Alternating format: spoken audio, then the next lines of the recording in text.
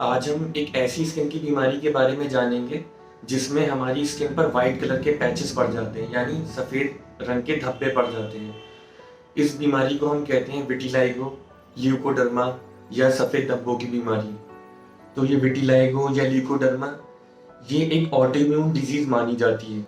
Autoimmune disease वो होती हैं जिसमें हमारे इम्यून सिस्टम ओवर रिएक्ट कर जाता है और हमारे नॉर्मल सेल्स को टारगेट करता है।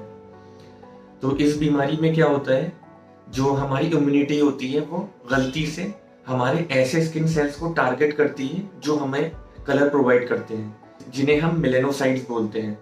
तो जब ये मेलेनोसाइट्स टारगेट हो जाते हैं और ये डैमेज हो जाते हैं तो ये कलर बनाना बंद कर देते हैं स्किन का।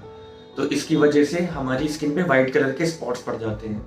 तो इस वीडियो में हमारा मेन फोकस रहेगा मिसकंसेप्शंस अबाउट विटिलाइगो या मिथ्स अबाउट विटिलाइगो, जिसमें हम डिस्कस करेंगे कि क्या क्या गलतफहमी है इस बीमारी के बारे में हमारी सोसाइटी में। तो एक बहुत बड़ा मिसकंसेप्शन जो हमारी सोसाइटी में है वो ये है इस बीमारी को लेके कि अगर हम फिश खाने के बाद अगर दूध पी लेते हैं तो फिर हमें ये सफ़ेद धब्बों की बीमारी हो जाती है।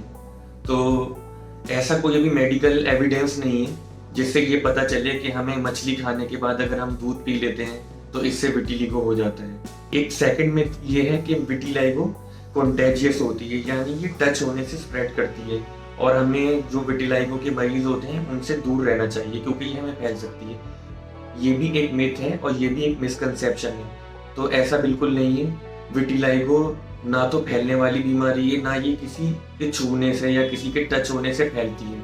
कुछ लोग ये भी कहते हैं कि विटिलाइगो वाइट कलर के खाना खाने से या लेमन खाने से या ऑरेंज खाने से हो जाती है। तो इस बात का भी अभी कोई प्रूफ नहीं है कि ये बीमारी इन खानों से हो जाती है। तो हमें किसी भी खाने का कोई परहेज नहीं करना है इस बीमारी में, क्योंकि ये परहेज करने से ये बीमारी सही नहीं होती और ना कोई खाना खाने से ये बीमारी हो जाती है। कुछ लोगों का मानना ये भी है कि ये बीमारी जो है अगर हम इसका इलाज लेते हैं तो ये बहुत तेज़ी से फैलती है। तो ये बात भी बिल्कुल गलत है कि ये बीमारी इलाज करने से फैलती है, जबकि इसका उल्टा होता है। हमें इस बीमारी का फ़ौरन इलाज कराना चाहिए। जैसे ही ये बीमारी स्टार्ट होती है हमें इसका इलाज फ़ौरन कराना चाहिए।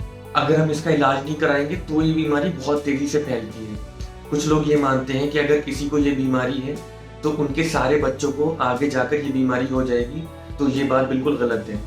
अगर किसी माँ बाप को ये बीमारी है तो उनके बच्चों को ज़्यादा चांस है कि ये बीमारी हो सकती है, लेकिन सभी बच्चों को बीमारी हो जाएगी और 100% ये बीमारी हो जाएगी, तो ये बात बिल्कुल गलत है। हमारी सोसाइटी में कुछ लोग ये भी कहते हैं कि विटिलिगो ट्रीटेबल नहीं है और इसे हम सही नहीं कर सकते। तो ये भी बात गलत है। विटिलिगो एक ट्रीटेबल कंडीशन है, हम इसे ट्रीट कर सकते हैं। हाँ, ये बात अलग है कि हम इसे क्योर नहीं कर सकते, लेकिन इसे ट्रीट ज़रूर कर सकते हैं, हम इसे कंट्रोल कर सकते हैं।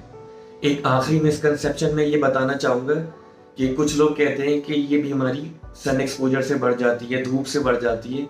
तो ये बात भी बिल्कुल गलत है। सन एक्सपोजर से ये बीमारी नहीं बढ़ती।